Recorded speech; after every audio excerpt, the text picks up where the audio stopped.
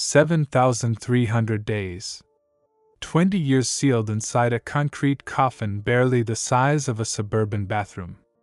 Mikhail Orlov, once a man of numbers, carved his calendar into the walls with the tip of a plastic spoon. 1 scratch per day. The only measure of time left to him in ADX Florence, America's harshest supermax. They called it the Alcatraz of the Rockies. But Alcatraz had windows. Florence didn't bother. No seams in the concrete. No corners to hide contraband.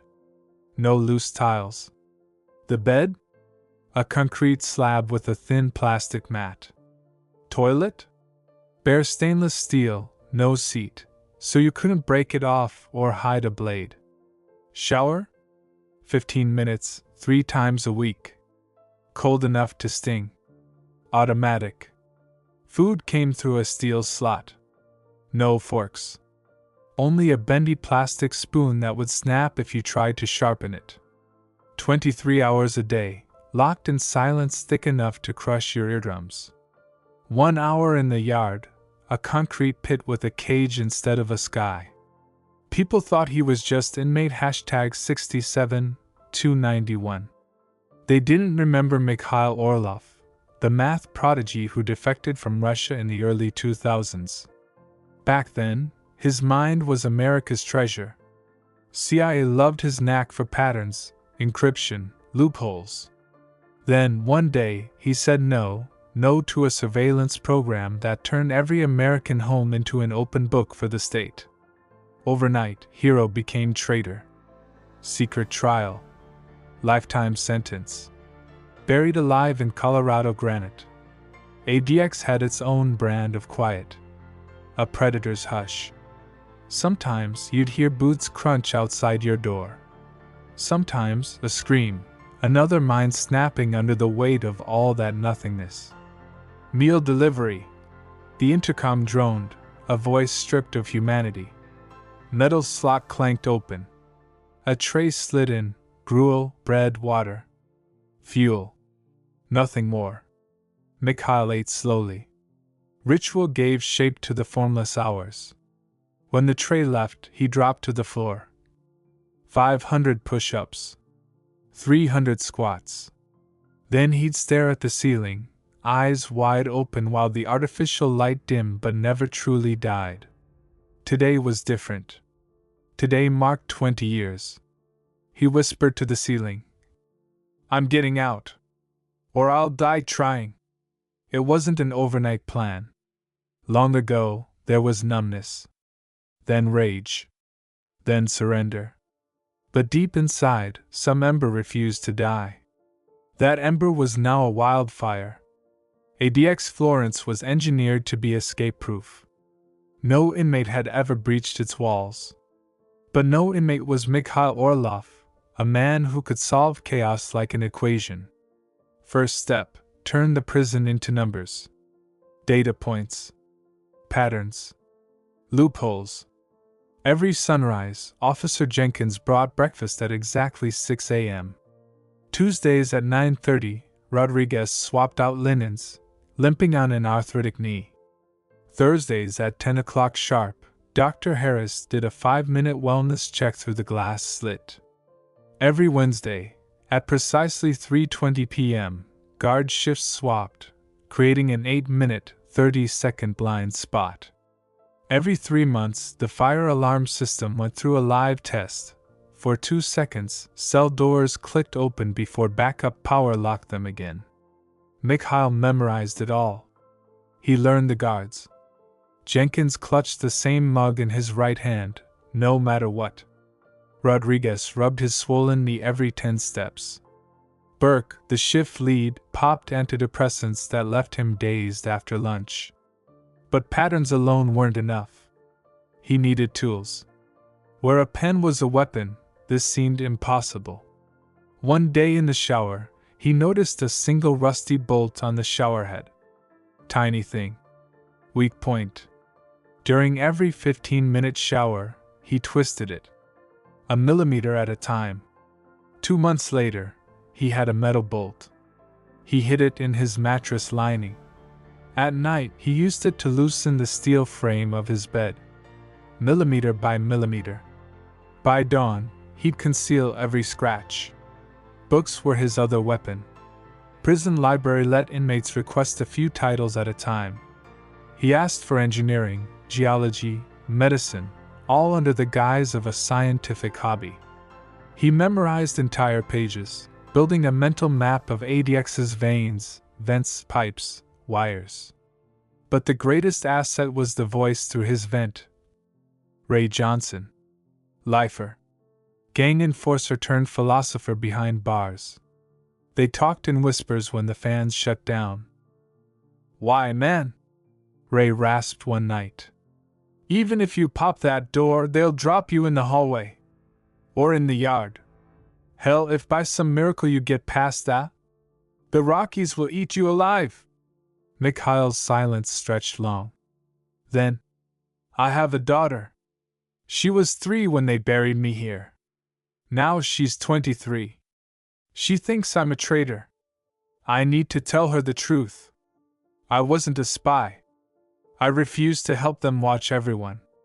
I have proof. Hidden where they'll never find it. If I die here, the truth dies with me." Ray didn't reply for a while. Then he said quietly, "I'll help you. Not 'cause I think you'll make it, but 'cause it's something worth believing in." Ray knew things. Once a year, a total power check meant 30 seconds when main and backup electricity both died. In the West Wing, the supplied block had less security on Tuesdays. Together, they designed the impossible. A blueprint with zero margin for error. One false move, and you vanished, shot buried in the Rockies. A year of prep. A year of push-ups, mental drills, maps drawn behind eyelids at night. A year gathering scraps, wire pulled from his mattress coil, a shard of mirror, threads unraveled from clothes. April 16th. Annual Power Check Day. Dawn broke soft and cold. Mikhail lay awake long before the lights buzzed on. One final scan of his tomb, the scratches on the walls, his 7,300-day calendar. Every hairline crack memorized. Breakfast arrived at 6 a.m. He ate every crumb. He'd need every calorie. At 10 o'clock, the loudspeaker barked. "Technical maintenance commencing. Temporary outage expected." Most inmates shrugged. For Mikhail, it was the starter pistol. He slid his makeshift wire key from under the mattress, molded to fit the feeding slot lock. Reflected the lock's insides in his mirror shard for months. Every groove etched in memory. 10:45. 3 taps from the vent, Ray's code. Everything on schedule. 10:59. He sat on his bunk, exhaled once. Now or never. 11 o'clock. The lights stuttered. Blackout. Emergency lights flickered on. He was already at the door, feeding slot open, wire key turning. Click. Gap wide enough for a man? Barely. But 2 decades of push-ups carved him lean enough to squeeze through. Metal scraped skin raw. He bit his lip to stop a grunt. 60 seconds later, he dropped into the hallway, heart drumming so hard it hurt. 7 minutes until a guard noticed. 7 minutes to vanish. He moved fast but silent, pressed flat against concrete. Dodged camera cones he'd mapped for years. First barrier, locked corridor door. Right then, Ray's diversion fired. A scream. Metal banging. Prison sirens howled. Suicide attempt. Boots thundered past Mikhail's hiding spot. He ducked through shadows, found the corridor door. The power cut flipped the lock to manual, exactly as planned. His hand-forged key turned once. Twice. Click. Beyond it, staff passage. No cameras, cost-cutting Ray had tipped him off about. Now the riskiest stretch, administrative hallways buzzing with people even during maintenance. He drifted like a ghost, behind carts, inside supply closets, under signs that read authorized personnel only. Once, he nearly collided with a maintenance tech humming a country tune. Pressed against a laundry cart, heart in his throat. Tech passed. Mikhail slipped back into the flow. 11:23. By now, they'd discovered an empty cell. Alarms spread like wildfire. He forced his legs faster. Target, the laundry bay. Dirty linen left the fortress once a week for industrial cleaning off-site. Today was that day. He found the biggest bin, crawled under sheets reeking of sweat and bleach. Heartbeat echoing louder than the sirens now screaming through Florence's veins. Two voices. "Damn, this one's heavy. Quit whining. Help me lift it." They hoisted the bin. Loaded it onto a truck. Doors slammed. Engine rumbled awake. Outside, alarms keened. But the truck rolled past checkpoints. Guards waved it on, distracted by chaos on their radios. 40 minutes later, the truck braked hard. Driver door slammed. Silence. Mikhail clawed free, lungs sucking real air for the first time in 21 years. Sunlight stabbed his eyes. He squinted at a grimy sign, Florence Industrial Laundry. Nobody in sight. Time to move. 40 minutes. That's how long the laundry truck rolled before stopping at an industrial cleaner on the outskirts of Florence. Mikhail counted every second, curled tight under grimy linens, lungs filling with the sharp tang of bleach and sweat. He waited until the truck door slammed shut. Waited a heartbeat more. Then crawled out, belly scraping metal, and dropped silently onto the concrete behind the building. Sunlight slapped him blind.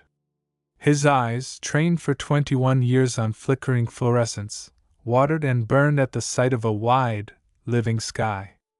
He breathed in the world oil, asphalt, dust. It smelled like freedom and danger tangled in the same breath. He didn't linger. He couldn't.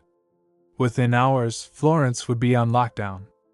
Every highway checkpoint crawling with feds and state troopers. He needed a disguise, a new skin. Anything but a prison gray t-shirt. He ducked into an alley behind a row of tired houses, middle-class ghosts with dry lawns. Laundry flapped in the spring wind. He snatched a pair of old jeans and a faded plaid shirt from a clothesline. Petty theft? Maybe. But survival had no moral code left to weigh. In the shadows of a back alley, he stripped out of the prison garb, tossing it behind a dumpster, and pulled on his stolen clothes. He caught himself in a cracked window. Sunken cheeks, wild eyes, hair like a feral dog's fur. Still alive. Next stop, the railroad tracks. Freight trains cut through Florence every few hours, dragging steel spines toward Pueblo, Denver, then east to 1,000 forgotten towns. The tracks were Mikhail's veins out. He moved like a shadow among weed-choked lots. The sirens had started behind him, Florence PD and prison patrols fanning out in spirals. Dogs. Radios. He knew they would sweep bus stations, gas stops, main roads first. Trains, though. Nobody thought of the trains. By 1:55 p.m., Mikhail pressed himself flat behind an abandoned tool shed near the rails. At 2:03 p.m., a distant horn. A mile-long freight lumbered into view, groaning over rusted crossings. He waited, pulse thick in his ears. One good car, that's all he needed. Open door, or a latch loose enough to force. A slow grind. One car, 2, 10, almost at walking speed. Then, a door cracked an inch on an empty boxcar near the tail. He sprinted low, every muscle screaming in protest after years of confinement. Boots hit gravel.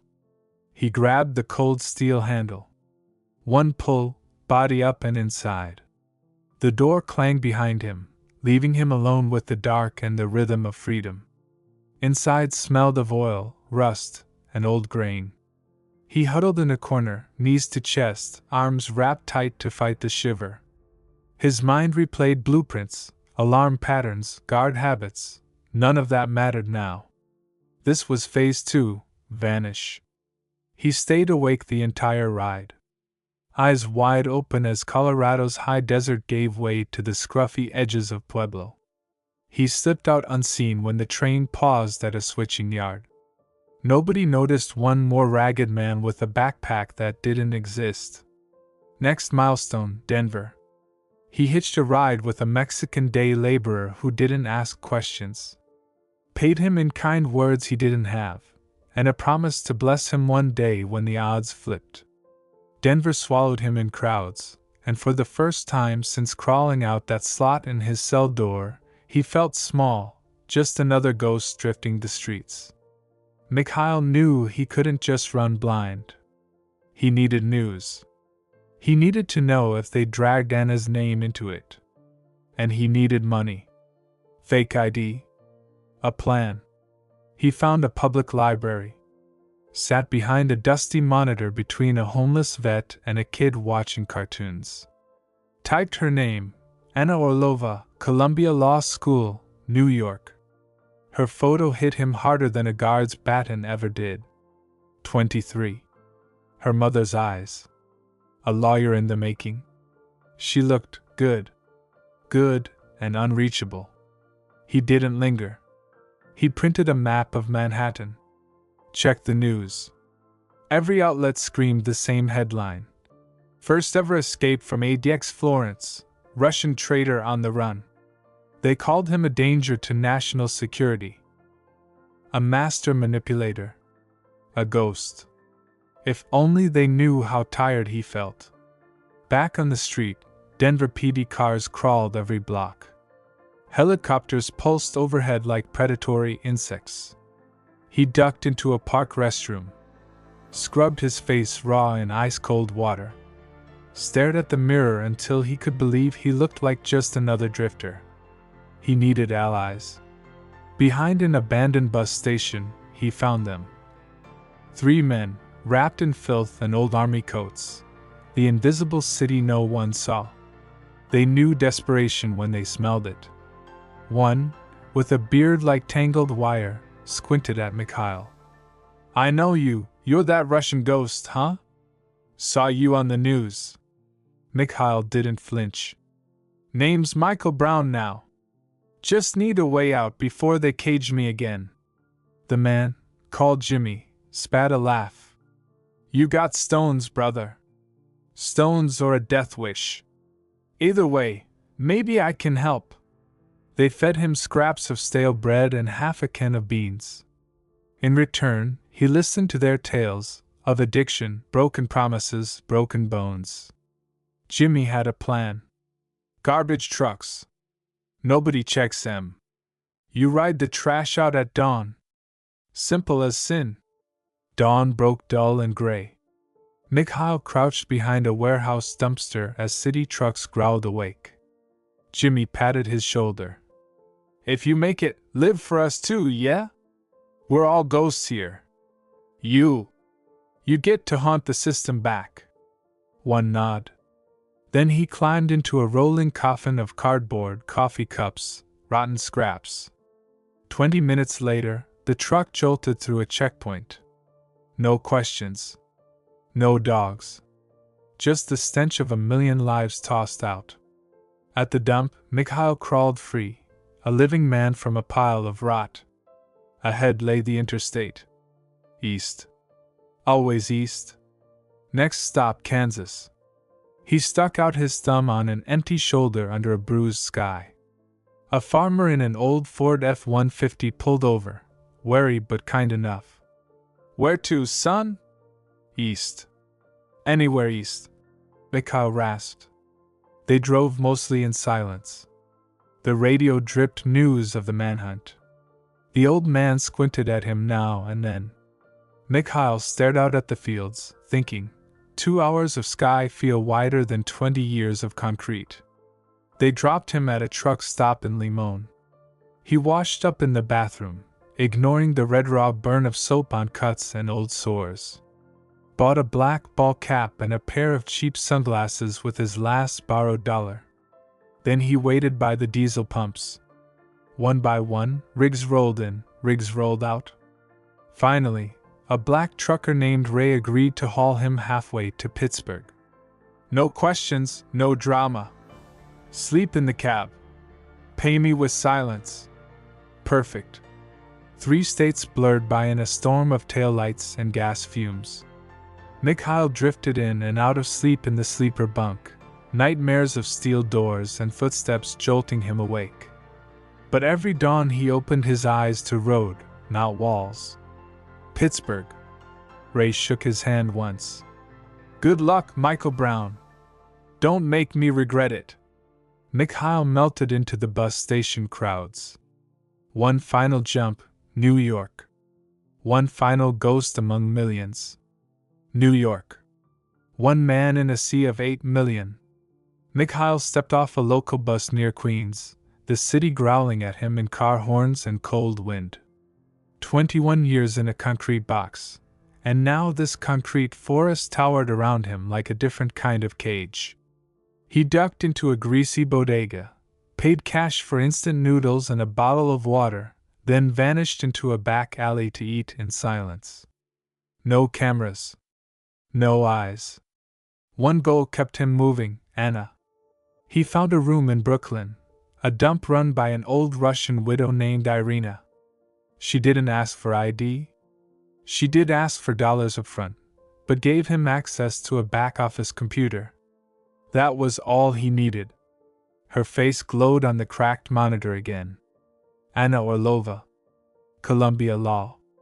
Schedules. Campus maps. Public posts. She never wrote about him, not once. To her, he was a ghost, a betrayal whispered in her mother's tears. Mikhail knew walking up to her in daylight was suicide. He'd seen the men in plain clothes, coffee in hand, pacing near campus gates. Federal Bureau style, casual but ready. He needed her to hear him without them hearing too. He wrote everything in a letter. The encryption project. The surveillance plan, the betrayal, the hidden drive, all of it. No tearful pleas, no apologies for being absent. Just the truth, brutal and simple. Then he coded the coordinates the old way, the bedtime cipher game he used to play when she was 3. Only she would understand how to decode it. Next, he found her cafe. A small spot near campus, where she always sat in the back with heavy books and a stubborn frown. Perfect. Before sunrise, he ordered stale coffee, tucked the letter under her favorite corner table, then left a battered Pushkin poetry book right on top. A relic from her childhood. A trigger. He melted into the sidewalk crowd before the barista even noticed. Hours later, from across the street behind a paper, Mikhail watched her arrive. Anna brushed wind-blown hair from her face, ordered a black coffee, claimed her spot by the window. Minutes ticked by. She noticed the book. Brows furrowed. She flipped pages, fidgeted, eyes darted around. Mikhail's heart rattled inside his ribs. Then she knocked her pen off the table. She bent down, saw the envelope taped underneath. He watched her freeze. Look around again. Tuck it into her bag. She didn't know he was just 30 feet away, half hidden behind a newspaper, breathing ragged into a bitter wind. She read the letter that night. Mikhail knew because the next day, her social feed changed. She posted a single picture of a dawn skyline and one Pushkin line. If life deceives you, don't be sad, don't be mad. It was their signal. She knew.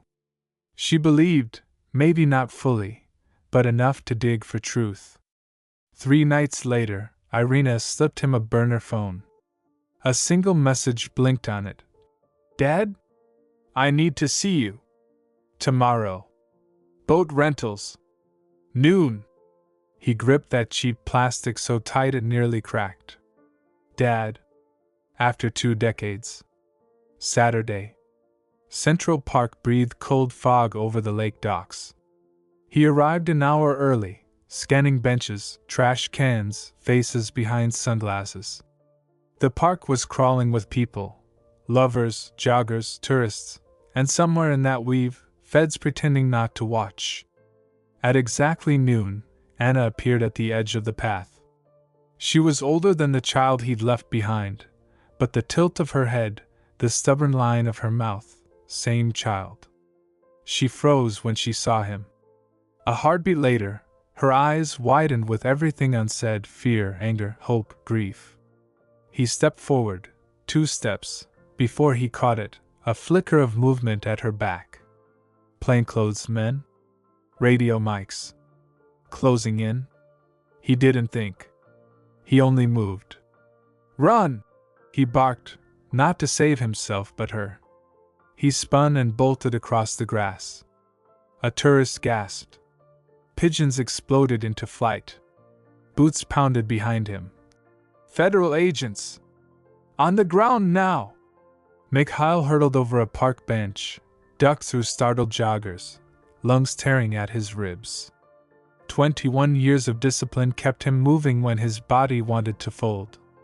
One glance over his shoulder, Anna still there, rooted in shock. He locked eyes with her. Find the drive. The truth lives there. A tackle hit him sideways. Gravel ripped his palms. A knee pressed his skull into the dirt. Handcuffs ratcheted tight.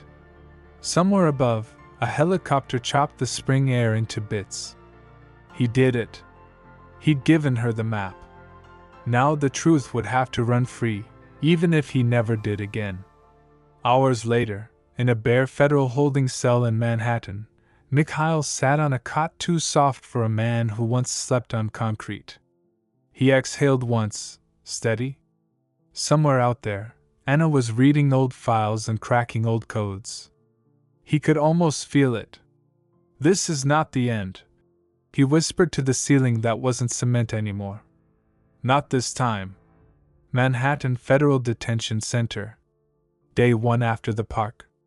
Mikhail Orlov sat on a cot softer than any he'd known in Florence, and yet he couldn't sleep. Above him, a tiny red camera light winked every few seconds, like a mechanical heartbeat. His wrists still burned raw from the cuffs. He lay awake, counting seconds between each blink. He'd done that for 21 years, counting things no one else bothered to notice. Only now, something had changed. Out there, beyond the bars and the courthouse steps, the truth was breathing for the first time. Anna was the reason. Right after she fled the park, her heart slamming her ribs so hard she thought she'd faint, she didn't run home. She didn't call the cops. She found a late-night study room, locked the door, and cracked open his letter one more time. It felt warm in her hands, almost alive. Her eyes darted through the cipher. She half laughed, half cried. She remembered this game, Papa's secret alphabet, when she was 3. She booked a bus to DC before sunrise. No suitcase. Just a hoodie, cash from her purse, and a garden spade from a 24-hour hardware store. In a quiet corner of Rock Creek Park, Anna dug until her hands bled through thin gloves. 3 feet down, a rust-eaten candy tin. Inside, a cheap USB, wrapped in a plastic sandwich bag. She didn't even wait.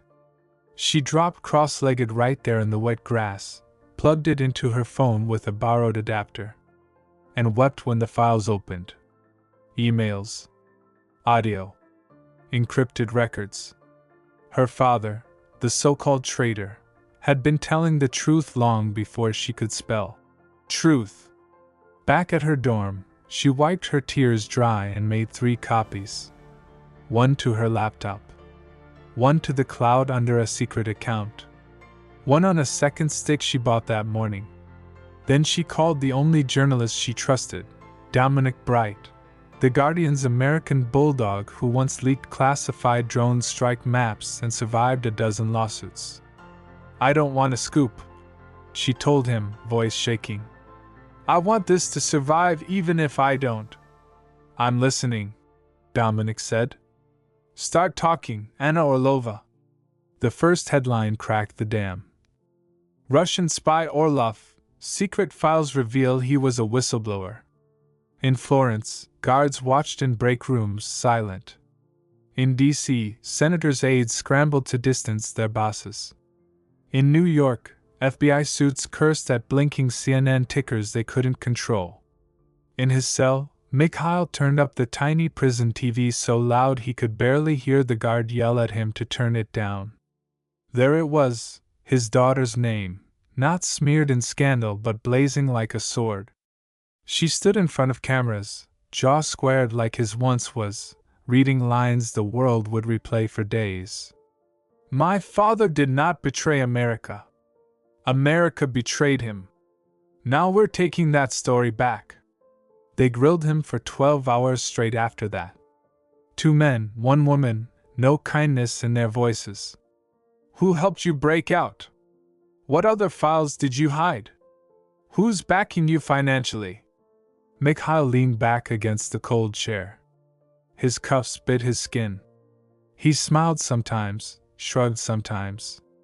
Most of the time he just closed his eyes. They were asking the wrong man. Anna had the keys now. The second lawyer was different. Maria calmly walked in wearing a coat still damp with rain and eyes that looked sharper than prison wire. "Mr. Orlov," she said, dropping a folder so thick it slapped the table. "Your daughter has bought you time. Now let's buy your freedom.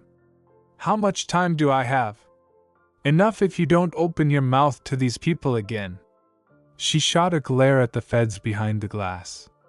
"They'll eat your words and spit them out to twist the headlines." "Shut up.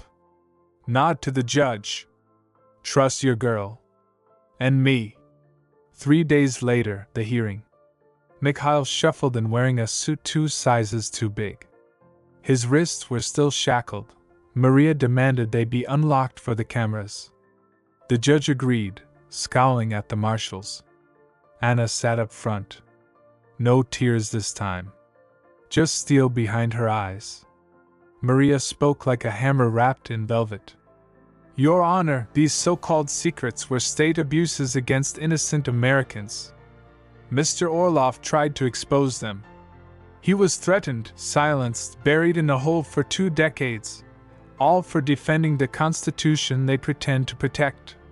She played audio clips, grainy, but clear enough, suits discussing containment strategies, how to frame Mikhail as a traitor, how to cover tracks with national security smokescreens. Reporters typed so fast their keyboards rattled. The judge leaned back, pinching his temples. "Given the weight of these revelations, Mr. Orlov will remain under strict house arrest at a secured location. This court schedules a full evidentiary retrial within 90 days. Outside, the street buzzed with protesters. Free Orlov. Shame on NSA. Some waved homemade signs with Anna's quotes. They moved him that night, not to a halfway house, not to a safe house, but right into Anna's tiny Brooklyn apartment. A new cell, sure, but no bars, no shackles, no guard dogs. Just him, his daughter, and the slow blooming of trust that the concrete years had tried to bury alive. Every morning, sunlight struck the peeling wallpaper. He traced the beams with a finger, whispering to himself, "I am not buried anymore." Anna caught him once. "Papa, are you okay?" He laughed, voice rusty. "Just checking the light. I used to count seconds in the dark. Now I count rays instead." She didn't know how to answer that. She just hugged him, awkward at first, then tighter when she felt him flinch. While Maria battled in court, Anna fought on screens. Interviews with CNN, BBC, Le Monde. Social feeds blowing up with hashtags. Hashtag free Mikhail, hashtag truth in prison, hashtag daughter versus system. Trolls called her a traitor's spawn. Senators called her a hero. She didn't care. All she cared was sitting at the kitchen table at 3 a.m., laptop humming, her father dozing on the couch behind her, the only man she trusted to watch her back even when asleep. One night, she caught him staring out the window at a distant slice of Manhattan's skyline. "What do you see?" she asked. Mikhail pressed his palm to the glass. "A city that forgot me. And a daughter who reminded it." She squeezed his arm. "This isn't the end, Papa. Not even close. 3 months under house arrest. 3 months in a tiny Brooklyn apartment where Mikhail Orlov learned to breathe without concrete pressing his chest flat. Each morning he woke before Anna, tracing sunlight on the wall like a holy sign. Each night he lay on the couch, listening to her soft snoring from the other room, reminding himself she was real, not a trick his mind invented to keep hope alive back in Florence. And each day, Maria Connolly turned their cramped living room into a war room. Folders, sticky notes, USB drives stacked next to instant ramen and cold coffee mugs. Maria and Anna bickered about legal points until 3 a.m. Mikhail sometimes chimed in, a quiet word, a memory they'd overlooked, a pattern only his solitary trained brain could catch. He was more useful now than in 20 years. And every time Anna saw her father argue with Maria, precise, calm, unbroken, she found herself smiling at a man she barely knew, but trusted more than any blood she'd ever had. But the system didn't just roll over. Federal prosecutors leaked half-baked rumors to tame newspapers. Orlov's files were old. The NSA had shut that program down anyway. He wasn't a hero, just a disgruntled asset who might have sold secrets. TV pundits called him a risk to national security, and ranted about moral hazard if we reward criminals. At night, Mikhail watched these shiny suits rant, then clicked the TV off, voice hoarse. "They don't fear me. They fear losing control." Anna touched his arm. "Then they should be very afraid." The retrial date landed like thunder. Media vans clogged the courthouse for days before. Protesters clashed with counter-protesters on the courthouse steps.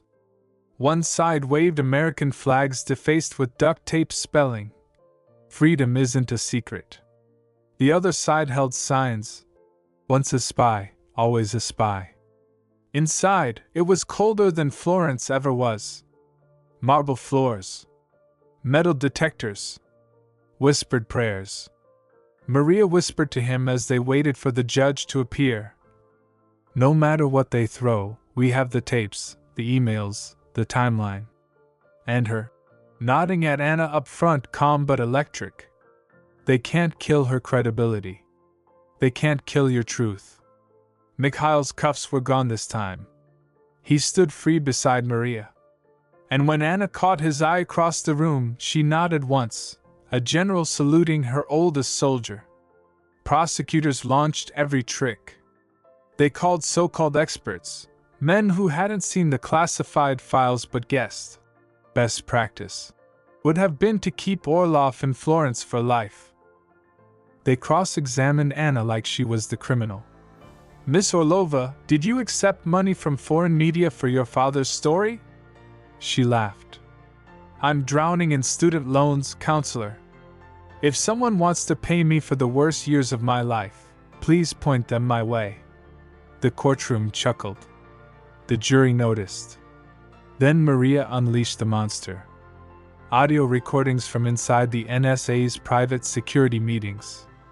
Grainy but real voices, senior analysts debating how to fabricate, red flag, reports on Mikhail, how to manipulate suspicious communications, so judges wouldn't blink at burying him alive. At each new clip, the gallery gasped. The prosecutors sweated under hot lights. By the third day, the judge slammed his gavel so hard the microphone squealed. "Enough stalling. Unless you wish to contest the authenticity of these tapes, this court is moving toward dismissal of all charges. Prosecutors asked for a break. Outside, cameras flashed like a war zone. Anna found Mikhail by the hallway water cooler. They stood shoulder to shoulder, father and daughter, silent. "Are you ready?" she asked, voice raw. He looked at her, eyes so full of tired kindness she nearly wept. "I was ready 20 years ago. It just took you to wake everyone up." On the fourth day, it ended. A packed room. Reporters shoulder to shoulder. The judge's voice low but booming like a final bell. "This court finds the original conviction fatally flawed. We vacate the charges. Mr. Mikhail Orlov is hereby declared innocent on all counts. You are free to go, sir, truly free this time. No handcuffs. No ankle bracelet. Just Anna's arms around him before the gavel hit wood." Outside, the street erupted in shouts, half rage, half celebration. Mikhail barely heard it. He was hearing only her breath near his ear. "You're free, Papa. We did it. We did it together." But freedom comes with debts. Over the next weeks, the world devoured their story. News shows dragged in talking heads. Politicians fell over themselves to promise reforms they'd bury later. People they'd never meet sent flowers. People they'd never want to meet sent threats. Anna hired security for the apartment. Mikhail made her laugh by rigging tripwires from old shoelaces, just in case the suits get bold again. One dawn he found her at her laptop, eyes red, surrounded by coffee cups. "Go to bed, Anya." "I can't. Ray's case needs filing by Friday. Jimmy's appeal deadline is next month. They won't wait for me to rest." Ray. Jimmy. The ghosts who'd helped him breathe free for a week on the run. They were not forgotten. Anna wouldn't allow it. "You're just like your mother," he murmured, brushing her hair from her eyes. "Is that good? It saved me, didn't it?" A year later, they stood together on a Colorado ridge overlooking the squat concrete fortress of ADX Florence. The wind whipped Anna's hair into her eyes. She squinted at the walls her father once called his tomb. "So small from here," she whispered. "It was never small inside." He didn't mean the walls. She understood. They stayed a while in silence, then turned their backs to it and walked away, father and daughter, heading east toward whatever freedom meant next. This time, freedom was real. And this time, it belonged to both of them. If this story moved you, don't forget to like the video and subscribe to our channel for more powerful stories like this one. Thank you for watching.